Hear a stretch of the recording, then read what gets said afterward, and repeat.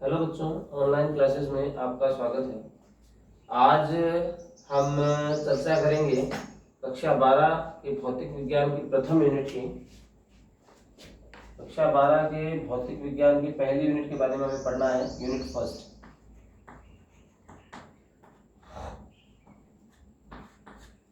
पहली यूनिट का अध्ययन हम करेंगे जिसका अंक भार है 7 नंबर के प्रश्न इस यूनिट में से पूछे जाते हैं। और ये जो यूनिट है, इस यूनिट के अंतर्गत 4 पाठ आते हैं। इस यूनिट के अंतर्गत 4 पाठ आते हैं, पाठ संख्या 1 से लेके 4 तक। और इस यूनिट का नाम, इन चारों पाठों का समग्र रूप से जो नाम है वो है स्थिर वैद्युत की।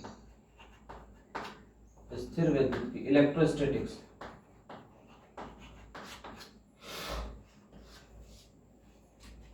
और आगे अगर हम देखें तो स्थिर वैद्युत का अध्ययन हमें करना है। देखिए, आज हमें कक्षा 12 की फिजिक्स की पहली यूनिट, इसका नाम है स्थिर वैद्युत की, इसका अध्ययन करना है। इसके अंतर्गत 4 पाठ आते हैं, पाठ संख्या 1 से लेकर 4 तक, ठीक है। और इसका अंक भार हमें दे रखा है 7 नंबरों का, ठीक है। अब इसके बारे में हमें अध्ययन करना है। इसके अंतर्गत सबसे पहले पाठ का हम अध्ययन करते हैं, पाठ संख्या 1 का, ठीक है। पाठ संख्या 1 का हमें अध्ययन करना है, इसका नाम हमें दिया गया है विद्युत क्षेत्र।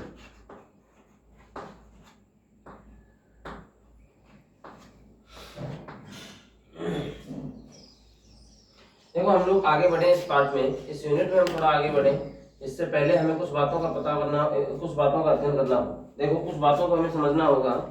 एक तो सबसे पहले आपने इस यूनिट का नाम दिया है स्थिर वैद्युत की। इस यूनिट का हमने नाम बोला है स्थिर वैद्युत की। तो हमें स्थिर वैद्युत की का अध्ययन करना पड़ेगा कि वास्तव में स्थिर वैद्युत की है क्या, ठीक है ना। तो देखो, आवेश के बारे में आपने सुना होगा, और अगर नहीं सुना है तो उसके बारे में कुछ बातें आपको थोड़ा इससे आगे वाले टॉपिक में बता दूंगा। हम सामान्य रूप में देखें, आवेश जो दो रूपों में हो सकता है, ठीक है ना। आवेश जो है वो 2 रूपों में हो सकता है। एक तो हो सकता है स्थैतिक आवेश, और दूसरा हो सकता है गतिक आवेश, ठीक है ना। आवेश 2 रूपों में हो सकता है, एक तो है स्थैतिक आवेश और दूसरा है गतिक आवेश। समझ गए आप मेरी बात को। स्थैतिक मतलब स्थिर अवस्था में होगा आवेश, और गतिक मतलब गतिक अवस्था में, गतिशील अवस्था में आवेश होगा। समझ गए आप मेरी बात। अब यहाँ से अगर हम देखें, स्थैतिक आवेश, स्थिर अवस्था में आवेश, रुका हुआ आवेश जो होता है उसके चारों तरफ एक क्षेत्र बनता है, और उस क्षेत्र को हम लोग क्या बोलते हैं, विद्युत क्षेत्र बोलते हैं, ठीक है ना। स्थैतिक अवस्था में जो आवेश होता है, स्थिर अवस्था में जो आवेश होता है, उसके परितः बनने वाले क्षेत्र को हम लोग विद्युत क्षेत्र कहते हैं। और गतिक अवस्था में जो बनने वाला आवेश है उसको हम लोग बोल देते हैं गतिक। गतिशील आवेश के चारों तरफ जो क्षेत्र बनता है उसे, गतिशील आवेश के परितः बनने वाला जो क्षेत्र है उसको हम लोग चुंबकीय क्षेत्र बोलते हैं, और साथ में विद्युत क्षेत्र भी बोलते हैं। मतलब आप ये बोल सकते हो कि आवेश जो 2 रूपों में हो सकता है। आवेश 2 स्थितियों में हो सकता है, स्थैतिक अवस्था में हो सकता है और गतिक अवस्था में हो सकता है। स्थैतिक अवस्था में जो आवेश है उसके परितः केवल एक ही क्षेत्र बनता है, विद्युत क्षेत्र। और अगर गतिशील अवस्था में आवेश होता है तो उसके परितः चुंबकीय क्षेत्र भी बनता है और विद्युत क्षेत्र भी बनता है, ठीक है ना। तो आगे देखें, अगर हम इसमें स्थैतिक अवस्था में अगर कोई आवेश है, स्थिर अवस्था में आवेश है, तो उसके परितः विद्युत क्षेत्र बनेगा। और अगर गतिशील अवस्था में आवेश है तो उसके परितः चुंबकीय क्षेत्र और विद्युत क्षेत्र दोनों बनते हैं। अर्थात यहाँ से आप एक बात ये कह सकते हो कि अगर आवेश है, ध्यान से देखना, अगर आवेश है तो विद्युत क्षेत्र तो बनेगा, ठीक है ना। विद्युत क्षेत्र तो कंपलसरी है, तो बनेगा। यदि आवेश है तो विद्युत क्षेत्र अवश्य बनता है, ठीक है ना, अनिवार्य है, तो बनता ही है। चुंबकीय क्षेत्र बन भी सकता है और नहीं भी बन सकता है, ठीक है ना। यदि आवेश होगा, चाहे वो किसी भी अवस्था में हो, स्थैतिक अवस्था में हो या गतिक अवस्था में हो, लेकिन अगर आवेश है तो उसके परितः विद्युत क्षेत्र जो है ये तो बनेगा ही बनेगा, ठीक है ना। विद्युत क्षेत्र तो अवश्य बनता है, और चुंबकीय क्षेत्र बन भी सकता है और नहीं भी बन सकता है। जैसे यहाँ पे चुंबकीय क्षेत्र बन रहा है लेकिन यहाँ पे चुंबकीय क्षेत्र नहीं बन रहा है, ठीक है ना। तो स्थिर अवस्था में जो आवेश होते हैं, स्थिर अवस्था में जो आवेश होते हैं, इनके कुछ गुण होते हैं, और वो गुण जैसे आपने देख लिए, जैसे इसके द्वारा दूसरे आवेशों पर लगने वाला बल है, और इसकी ऊर्जा हो गई, ठीक है। समझ गए आप मेरी बात को। और जैसे इसका विभव हो गया, समझ गए आप मेरी बात।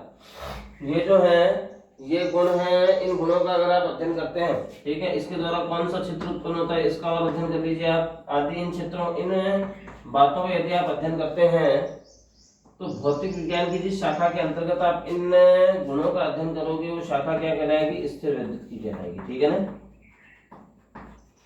इसको हम क्या बोलेंगे, स्थिर विद्युत की कहेंगे। ठीक है, समझ गए मेरी बात आप। तो हमने बोला कि आवेश जो दो प्रकार की अवस्थाओं में होता है, एक तो स्थैतिक अवस्था में आवेश होता है और दूसरा गतिक अवस्था में आवेश होता है। ठीक है ना, स्थैतिक अवस्था में जो आवेश है उसके परितः केवल विद्युत क्षेत्र बनता है, जबकि गतिक अवस्था में जो आवेश है उसके परितः है विद्युत क्षेत्र और चुंबकीय क्षेत्र दोनों बनते हैं। ठीक है ना, स्थैतिक अवस्था में जो आवेश है मतलब स्थिर अवस्था का जो आवेश है उसके कुछ गुण हो सकते हैं। वो कौन से गुण है, जैसे बल है, ऊर्जा है, विभव है, क्षेत्र है आदि। अगर इन गुणों का आप अध्ययन कर रहे हो, स्थिर आवेश के इन गुणों का आप अध्ययन कर रहे हो तो भौतिक विज्ञान की शाखा को हम क्या बोलेंगे, स्थिर विद्युत की बोलेंगे।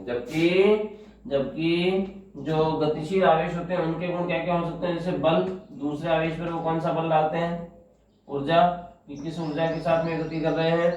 गतिशील आवेश का विभव नहीं होता, ये ध्यान रखना है आपको। विभव जो केवल और केवल स्थिर आवेश के कारण से होता है, गतिशील आवेश के कारण से नहीं होता। समझ गए आप। अब एक इनके द्वारा कौन सा क्षेत्र उत्पन्न होता है, इन गुणों का यदि आप अध्ययन करते हैं तो भौतिक विज्ञान की जिस शाखा के अंतर्गत इन गुणों का अध्ययन किया जाएगा, भौतिक विज्ञान की जिस शाखा के अंतर्गत इन गुणों का अध्ययन किया जाएगा उस शाखा को हम लोग धारा विद्युत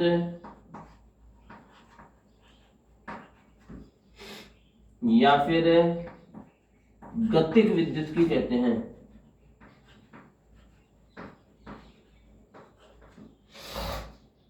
समझ गए आप मेरी बात को। ये तो पहली यूनिट है और ये दूसरी यूनिट है। इसके अंदर दो पार्ट आते हैं, पार्ट संख्या 5 और पार्ट संख्या 6। ठीक है, मतलब आप ये बोल सकते हो कि स्थिर विद्युत की क्या है, स्थिर विद्युत की भौतिक विज्ञान यानी फिजिक्स की एक शाखा, ब्रांच है।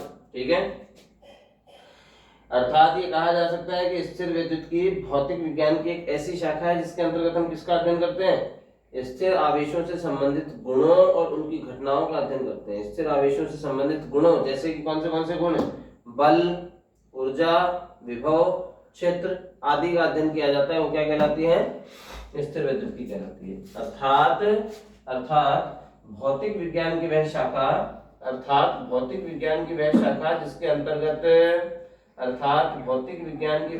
जिसके अंतर्गत स्थिर आवेशों से संबंधित गुणों जैसे बल, ऊर्जा, विभव, क्षेत्र आदि का अध्ययन किया जाता है, वो क्या कहलाती है, स्थिर विद्युत की कहलाती है।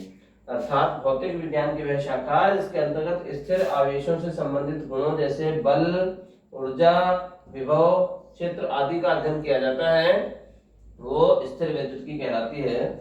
और ये जो स्थिर विद्युत की है, इसके अलावा आपने गतिक विद्युत की देखी, इसमें हमने क्या बोला कि भौतिक विज्ञान की वह शाखा जिसके अंतर्गत गतिक आवेशों से संबंधित गुणों जैसे बल, ऊर्जा, क्षेत्र आदि का अध्ययन किया जाता है, धारा विद्युत या फिर गतिक विद्युत की कहलाती है। ठीक है, धारा विद्युत या फिर गतिक विद्युत की कहलाती है। तो भौतिक विज्ञान की वह शाखा जिसके अंतर्गत आप स्थिर आवेशों के गुणों का अध्ययन करेंगे वो तो होगी स्थिर विद्युत की, और अगर गतिशील आवेशों के गुणों का अध्ययन करेंगे तो वो होगी धारा विद्युत या फिर गतिक विद्युत की। तो यहाँ से हमें एक बात तो ये पता चल रही है, पहले यूनिट का नाम क्या है, स्थिर विद्युत की, और स्थिर विद्युत की में आपने बोला कि भौतिक विज्ञान की एक ऐसी शाखा है जिसमें हम लोग किसका अध्ययन करते हैं, स्थिर आवेश के गुणों का अध्ययन करते हैं। ठीक है ना, स्थिर आवेश के गुणों और उनसे संबंधित घटनाओं का अध्ययन हम करते हैं। ठीक है ना, स्थिर आवेशों से संबंधित गुणों और इनकी घटनाओं का हम अध्ययन करते हैं। ठीक है, मतलब आप ये बोल सकते हो कि पहली यूनिट जो स्थिर विद्युत की, इसमें आप स्थिर आवेशों के गुणों का अध्ययन करोगे, और इस यूनिट के अंतर्गत 4 पाठ आते हैं, पाठ संख्या 1 से लेकर 4 तक। मतलब यहाँ से ये तो एक बात स्पष्ट हो गई कि इन चारों पाठों में, इस पहली यूनिट के इन चारों पाठों में और कुछ भी हो सकता है लेकिन आवेश स्थिर अवस्था में रहेगा। ठीक है ना, और चाहे कुछ भी हो जाएगा लेकिन आवेश हमेशा स्थिर अवस्था में रहेगा, आवेश गति नहीं करेगा, क्योंकि इसमें हम लोग स्थिर आवेशों के ही गुणों का अध्ययन करेंगे, स्थिर आवेशों की घटनाओं का अध्ययन करेंगे। ठीक है ना, समझ गए आप मेरी बात को। ये तो था हमारे पास में स्थिर विद्युत की। अब स्थिर विद्युत की को आप आगे देखिए, इसके आगे चले अगर हम लोग इसमें, तो स्थिर विद्युत की जो है इसके बारे में आपने देख लिया। अब स्थिर विद्युत की के आगे हम लोग चलते हैं, देखिए क्या होगा, किस प्रकार से होगा, इसके बारे में हम लोग और प्रयास करें। आपने स्थिर विद्युत की में बोला कि आवेश है वो स्थिर अवस्था में हो सकता है और गतिशील अवस्था में हो सकता है, ये कहा था हमने। अब हमें देखना है आवेश क्या होता है, ठीक है। तो आवेश अगर हम देखें क्या हो सकता है, इसके बारे में हमें देखना है। सबसे पहला जो टॉपिक है हमारे लिए इस पाठ का वो है आवेश। क्या हो सकता है आवेश, इसका अध्ययन हम लोग करें, ठीक है ना। देखिए आवेश, एक पहली बात तो आवेश जो है एक सूक्ष्म कण होता है, और ये एक ऐसा सूक्ष्म कण है जो हमें तो दिखाई नहीं दे रहा सामान्य अवस्था में, तो ठीक है। आवेश एक ऐसा सूक्ष्म कण है जो किसी अन्य सूक्ष्म कण पे एक बल आरोपित करेगा। अब उसके पास आप लेके आओगे तो या तो उसको आकर्षित करेगा या फिर उसको प्रतिकर्षित करेगा। भाई दो आवेश जो है वो एक जैसे होंगे तो एक दूसरे को प्रतिकर्षित करते हैं, अगर वो असमान आवेश है, एक दूसरे के विपरीत आवेश है, तो वो एक दूसरे को आकर्षित करते हैं। समझ रहे हो आप मेरी बात को। मतलब हम ये कह सकते हैं, मतलब ये कहा जा सकता है कि जो आवेश है वो एक प्रकार का सूक्ष्म कण है जो सामान्यतः हमें दिखाई नहीं देता, ठीक है। और ये जो आवेश है ये करता क्या है, ये किसी दूसरे आवेश यानी कि दूसरे सूक्ष्म कण को पे एक बल आरोपित करता है। ये दूसरे सूक्ष्म कण पे एक बल आरोपित करता है, ये उसको आकर्षित भी कर सकता है और प्रतिकर्षित भी कर सकता है। समझ रहे हैं मेरी बात को। मतलब हम ये कह सकते हैं कि आवेश एक ऐसा सूक्ष्म कण है, आवेश एक ऐसा सूक्ष्म कण है जो किसी अन्य सूक्ष्म कण पर एक बल आरोपित करता है। हमने शब्द कहा है ये बल आरोपित करता है, हमने ये नहीं कहा कि ये इसको आकर्षित करता है या आकर्षण बल आरोपित करता है, हमने ये भी नहीं कहा कि ये इस पे प्रतिकर्षण बल आरोपित करता है। हम शब्द सिर्फ इतना कह रहे हैं कि ये इस पे एक बल आरोपित करता है, ठीक है। और इसे हम लोग क्या बोल देते हैं, आवेश बोल देते हैं। तो वह सूक्ष्म कण जिसमें वह सूक्ष्म कण जो अन्य सूक्ष्म कण पर एक बल आरोपित करता है आवेश कहलाता है, ठीक है ना। अब आपने कहा था कि आवेश अगर स्थिर अवस्था में होता है तो इसके चारों तरफ कौन सा क्षेत्र उत्पन्न होता है।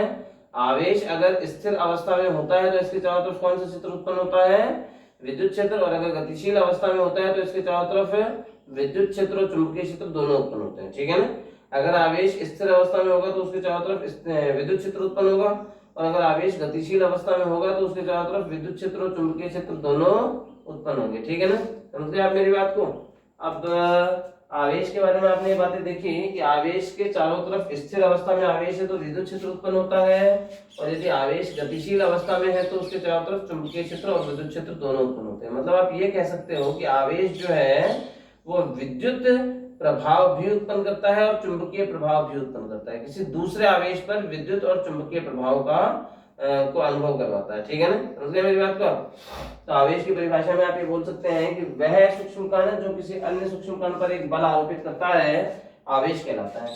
और आवेश चुंबकीय और विद्युत दोनों प्रभाव उत्पन्न कर सकता है। आवेश विद्युत व चुंबकीय दोनों प्रभाव उत्पन्न कर सकता है, ये दोनों ही प्रकार के प्रभाव उत्पन्न कर सकता है ये आवेश, ठीक है। अब आगे अगर हम देखें, स्टार्टिंग में जब हमें पता चला था, फ्रैंकलिन नाम के वैज्ञानिक ने हमें बताया था, स्टार्टिंग में प्रारंभ में फ्रैंकलिन नाम के वैज्ञानिक ने हमें एक बात बताई थी, और वो ये है कि आवेश जो दो प्रकार के होते हैं। आवेश जो है वो दो प्रकार के होते हैं, एक तो होते हैं सजातीय आवेश, एक तो होते हैं सजातीय आवेश, और दूसरे होते हैं विजातीय आवेश, ठीक है। दूसरे होते हैं विजातीय आवेश। समझ गए आप मेरी बात को।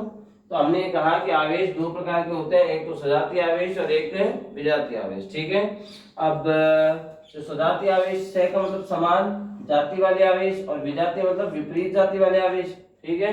तो हम ये कह सकते हैं कि सजातीय आवेश जो है मतलब समान जाति के जो आवेश है वो परस्पर एक दूसरे पर कैसा बल लगाते हैं, वो एक दूसरे को प्रतिकर्षित करते हैं, परस्पर प्रतिकर्षित करते हैं, ठीक है। सजातीय आवेश परस्पर प्रतिकर्षित करते हैं और विजातीय आवेश परस्पर आकर्षित करते हैं, ठीक है। सजातीय आवेश परस्पर प्रतिकर्षित करते हैं और विजातीय आवेश परस्पर आकर्षित करते हैं, ठीक है। समझ गए आप मेरी बात को। मतलब हमने आवेश की परिभाषा देखी और हमने कहा कि प्रारंभ में ये बताया गया था कि आवेश दो प्रकार के होते हैं, एक तो सजातीय आवेश होता है और एक होता है विजातीय आवेश। सजातीय आवेश परस्पर प्रतिकर्षित करते हैं और विजातीय आवेश परस्पर आकर्षित करते हैं, ठीक है। इन्हीं आवेशों को, ये जो सजातीय और विजातीय आवेश हैं, इन्हीं आवेशों को फिर भविष्य में नाम दिया गया धनावेश व ऋणावेश, ठीक है। इन्हीं आवेशों को भविष्य में नाम दिया गया धनावेश व ऋणावेश, ठीक है। धनावेश व ऋणावेश। और ये जो धनावेश था इसे आगे प्रोटॉन कहा गया। अभी तक प्रोटॉन का इन्वेंशन नहीं हुआ था इसलिए हमें नहीं पता था ये। इसे आगे प्रोटॉन कहा गया और जो ऋणावेश है इसे आगे इलेक्ट्रॉन कहा गया। हालांकि प्रोटॉन के अलावा भी धनावेश होते हैं और इलेक्ट्रॉन के अलावा भी ऋणावेश होते हैं, लेकिन इन्हें प्रारंभ में यही नाम दिए गए थे, ठीक है। समझ रहे हैं मेरी बात। तो हमने कहा कि जो आवेश है वो दो प्रकार के हो सकते हैं, सजातीय आवेश और विजातीय आवेश। सजातीय आवेश परस्पर प्रतिकर्षित करते हैं और विजातीय आवेश परस्पर आकर्षित करते हैं। इसके अलावा हमने ये और कहा कि जो सजातीय ये जो सजातीय और विजातीय आवेश है इन्हें भविष्य में धनावेश और ऋणावेश के नाम से जाना गया, जिन्हें और आगे चल के धनावेश को तो प्रोटॉन का नाम दिया गया, ऋणावेश को इलेक्ट्रॉन का नाम दिया गया। ठीक है, ये था आवेशों का विवरण। ठीक है, आवेश क्या थे हमने देख लिया, और आवेशों के प्रकार क्या है इनके बारे में हमने देख लिया। अब आवेश का मात्रक हमें देखना है। ठीक है, आवेश का मात्रक और इसकी विमा हमें देखनी है। ठीक है, तो देखिए आवेश का मात्रक व विमा। देखें क्या होता है, इसके बारे में हम लोग देखते हैं। देखिए आवेश का मात्रक क्या है, इसकी विमा क्या हो सकती है। देखिए सामान्यतः आपने आवेश के बारे में क्या बोला, आवेश के बारे में हमने कहा कि एक ऐसा सूक्ष्म कण है जो किसी अन्य सूक्ष्म कण पर एक बल आरोपित कर सकता है, वो क्या कहलाता है, आवेश कहलाता है। या फिर ये जो आवेश है ये विद्युत प्रभाव भी उत्पन्न कर सकता है और चुंबकीय प्रभाव भी उत्पन्न कर सकता है। अब आवेश के मात्रक के बारे में अगर हम देखें तो इसका जो मात्रक है एसआई मात्रक, आवेश का जो एसआई मात्रक है वो हमारे पास में होता है कूलाम। आवेश का एसआई मात्रक हमारे पास में क्या होता है, कूलाम। और ये जो कूलाम है इसे सी से दर्शाते हैं, ये जो कूलाम है इसे हम किससे दर्शाते हैं, सी से दर्शाते हैं। अब देखो आपने पीछे धारा के लिए एक सूत्र पढ़ा था, विद्युत धारा के लिए आई बराबर हमारे पास में होता है क्यू अपॉन टी। यहाँ पे क्यू का मतलब होता है आवेश, तो यहाँ से क्यू बराबर हमारे पास में क्या हो जाएगा, आई इंटू टी। क्यू यानी कि आवेश का मतलब हो गया कूलाम, आई यानी धारा का मतलब हो गया एम्पियर, और टी यानी कि समय का मतलब हो गया सेकेंड। ठीक है, तो इसका जो एसआई मात्रक है, इसका जो एसआई मात्रक है वो कूलाम होता है या फिर एम्पियर इंटू सेकेंड होता है। ठीक है, समझ गए आप मेरी बात को।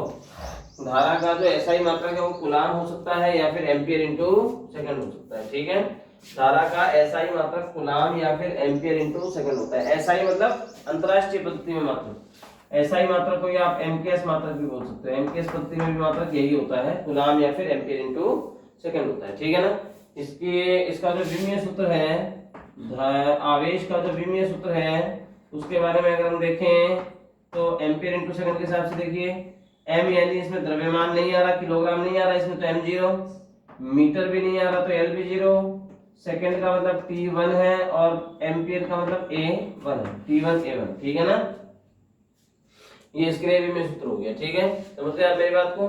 अब थोड़ा आगे चले हम लोग इसमें, तो इसका जो सीजीएस मात्रक है, आवेश जो है इसका जो सीजीएस मात्रक है तो उसके बारे में अभी आपको देखना है। अभी तक आपने आवेश का एसआई मात्रक देख लिया और आवेश का एमकेएस मात्रक देख लिया। ठीक है, अब आवेश का जो सीजीएस मात्रक है वो स्टेट कूलाम होता है। ठीक है ना, आवेश का जो सीजीएस मात्रक है वो क्या होता है, स्टेट कूलाम होता है या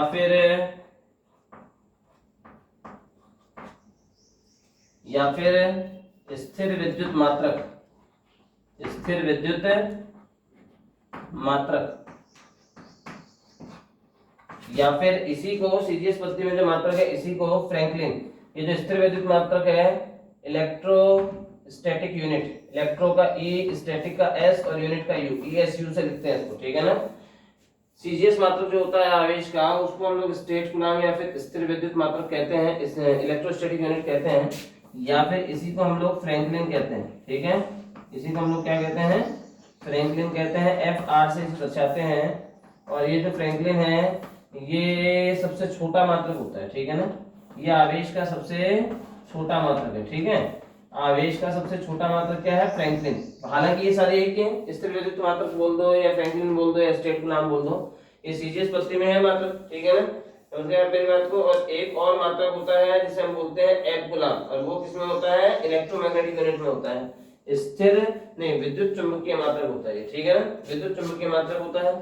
अभी तक आपने आवेश के मात्रकों के बारे में चर्चा की, तो हमने कहा कि आवेश के क्या जो एसआई पद्धति में मात्रक है वो क्या होता है, कूलाम या फिर एम्पियर इंटू सेकंड, और इसका विमीय सूत्र हो सकता है m0 l0 t1 a1, और इसका सीजीएस पद्धति में जो मात्रक है वो स्टेट कूलाम या फिर स्थिर विद्युत मात्रक यानी कि इलेक्ट्रोस्टैटिक यूनिट या फिर फ्रैंकलिन, सबसे छोटा मात्रक होता है फ्रैंकलिन, FR से दर्शाते हैं, ठीक है, ये होता है।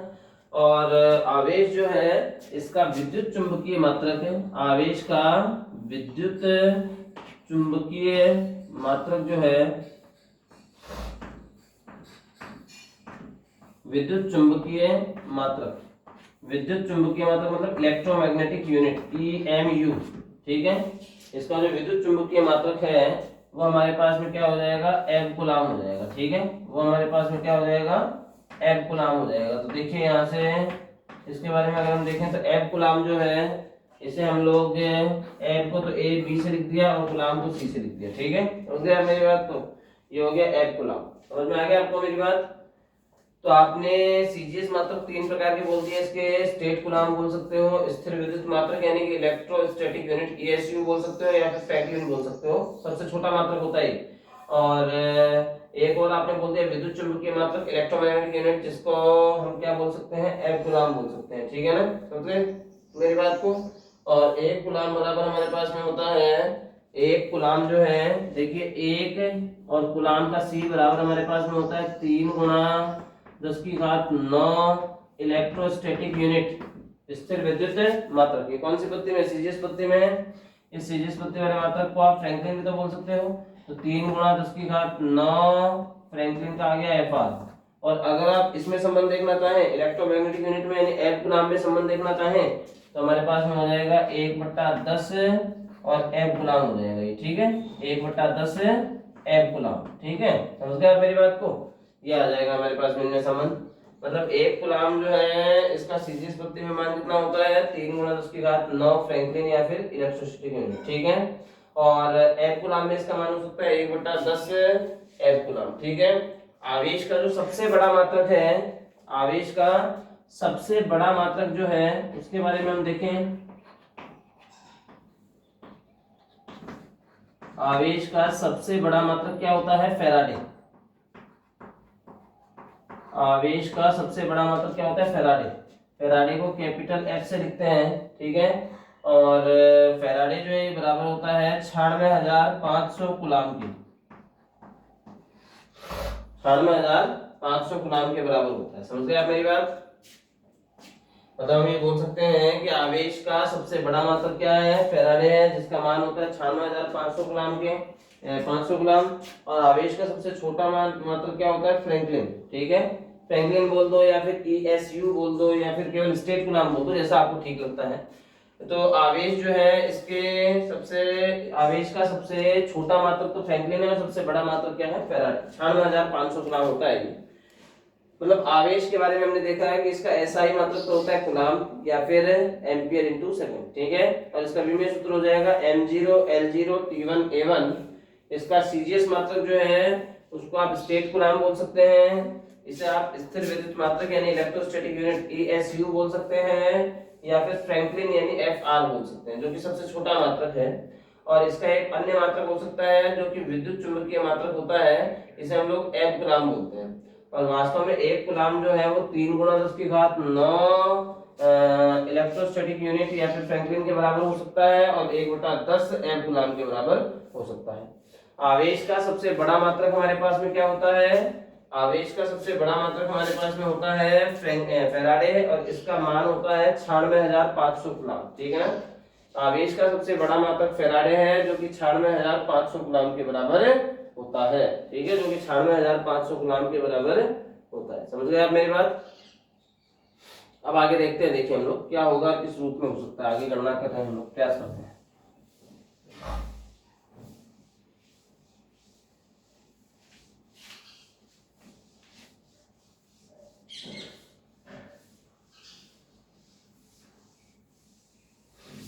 तो देखिए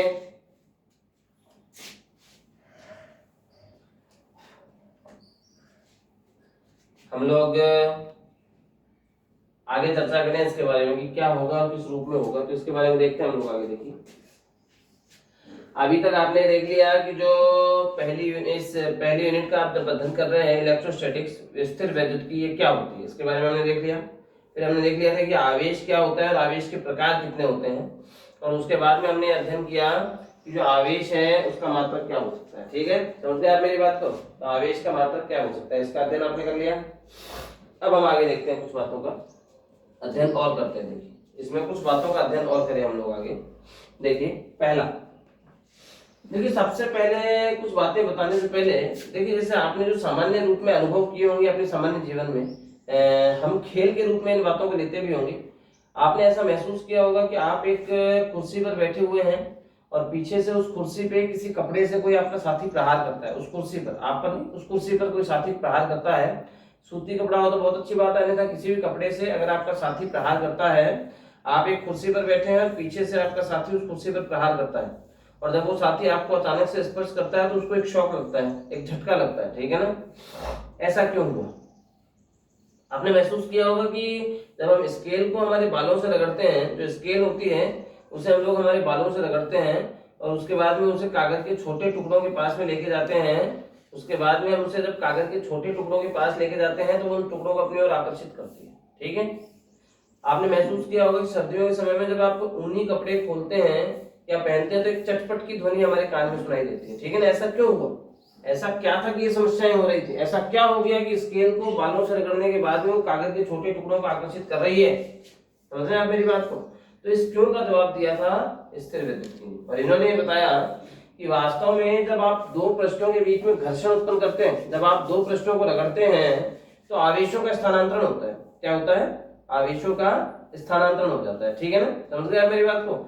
जब आप दो पृष्ठों को आपस में रगड़ते हैं तो आवेशों का स्थानांतरण होता है। इस वाले पृष्ठ से इस पृष्ठ पे आवेश आ सकता है या फिर इस पृष्ठ से इस पृष्ठ पे आवेश आ सकता है। समझ गए आप मेरी बात? जब दो पृष्ठों को परस्पर रगड़ा जाता है तो उनपे आवेशों का स्थानांतरण होता है। ठीक है ना? तो इस प्रक्रिया के कारण से इस प्रक्रिया को आवेशों के स्थानांतरण की जो प्रक्रिया होती है इसे हम क्या बोलते हैं? आवेशन कहते हैं। ठीक है ना? समझ गए आप मेरी बात को? जैसे मान लीजिए दो आपको गोले दे रखे हैं, ये है और एक ये है। ठीक है, ये गोला है ए जो कि आवेशित है। ठीक है, और दूसरा गोला आपको दे रखा है बी जो कि अनावेशित है। समझ गए आप? तो अब इन दोनों गोलों को मान लीजिए आप रगड़ रहे हैं आपस में, इनके बीच में घर्षण उत्पन्न कर रहे हैं इन पृष्ठों के बीच में। ठीक है ना? जब आप रगड़ते हैं तो इस एक गोले से दूसरे गोले पर आवेश का स्थानांतरण होता है। ठीक है ना? तो ये जो दूसरा गोला है बी, ये पहले अनावेशित था, अब इस पे आवेश आ जाएगा। अब इस पे आवेश आ जाएगा तो ये कौन सा गोला हो गया? आवेशित गोला हो गया। ठीक है ना? समझ गए मेरी बात का? मतलब ये जो गोला है बी, ये कैसा हो गया? विद्युन्मय हो गया। ठीक है ना? कैसा हो गया? विद्युन्मय हो गया। ठीक है, समझ गए मेरी बात को आप? ये जो प्रक्रिया हुई है, पूरी प्रक्रिया आवेशों के स्थानांतरण की जो प्रक्रिया हुई है इसे हम क्या कहते हैं? आवेशन। ठीक है, इसे हम क्या कहते हैं? आवेशन कहते हैं। चार्जिंग। समझ गए आप मेरी बात को? आवेशों के स्थानांतरण की इस प्रक्रिया को हम क्या कह सकते हैं? आवेशन कह सकते हैं या फिर चार्जिंग कह सकते हैं। ठीक है ना? अभी जो आवेशन है ये तीन प्रकार का हो सकता है। ठीक है ना? ये जो आवेशन है ये तीन प्रकार का हो सकता है। इसके बारे में अगर हम देखें तो तीन प्रकार का आवेशन कौन सा होता है उसके बारे में हम देखें। देखिए सबसे पहले जैसे घर्षण द्वारा आवेशन, एक तो हो सकता है जैसे घर्षण द्वारा आवेशन, और दूसरा हो सकता है हमारे पास में घर्षण द्वारा आवेशन के बाद में जैसे दूसरा हो सकता है हमारे पास में भौतिक संपर्क के द्वारा आवेशन, भौतिक संपर्क द्वारा आवेशन,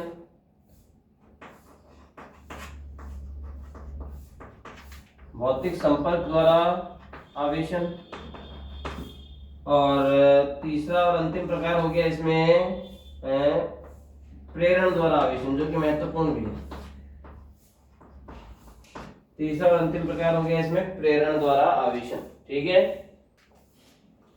तो हमारा सबसे पहला जो चर्चा का विषय है जैसे वो क्या है हमारे पास में? घर्षण द्वारा आवेशन। सबसे पहले हमें जिसमें चर्चा करनी है वो क्या है? घर्षण द्वारा आवेशन। ठीक है, तो घर्षण द्वारा आवेशन के बारे में भी आपने बोल दिया। जैसे दो पृष्ठ आपको दे रखे हैं, उन दोनों पृष्ठों के बीच में घर्षण किया जाता है, घर्षण उत्पन्न करते हैं हम लोग, तो एक पृष्ठ से दूसरे पृष्ठ पर आवेशों का स्थानांतरण होता है। ठीक है ना? इसको हम क्या बोलते हैं? घर्षण द्वारा आवेशन कहते हैं। जैसे स्केल को बालों से रगड़ने पर वो कागज के छोटे टुकड़ों को अपनी ओर आकर्षित करती है। ठीक है, स्केल को बालों से रगड़ने पर वो कागज के छोटे टुकड़ों को अपनी ओर आकर्षित करती है। ठीक है ना। इसमें देखिए क्या होता है, इसमें देखिए क्या होता है, जब स्केल को आप बालों से रगड़ते हैं तो कागज के छोटे टुकड़ों को अपनी ओर आकर्षित करती है। ठीक है, इसमें क्या होता है, मतलब आपने बोल दिया कि जो स्केल थी वो पहले अनावेशित थी, आवेश रहित थी। ठीक है, आवेश रहित थी, समझ गए आप मेरी बात को। तो आवेश रहित जो स्केल है उस पे आवेश आ गया, अभी आप समझ रहे हो आप मेरी बात को। ठीक है, तो आगे अगर अपन देखें इसमें, देखिए आपने बोल दिया कि घर्षण के द्वारा आवेशित हो गई स्केल, जब उसे बालों से रगड़ दिया तो आवेशित हो गई, वो कागज के छोटे टुकड़ों को अपनी ओर आकर्षित करती है। ठीक है, अब ये कैसे आकर्षित करती है, क्यों आकर्षित करती है, क्या रूपरेखाएं इसकी हो सकती हैं, इसकी चर्चाएं हम अगले वीडियो में करेंगे। धन्यवाद।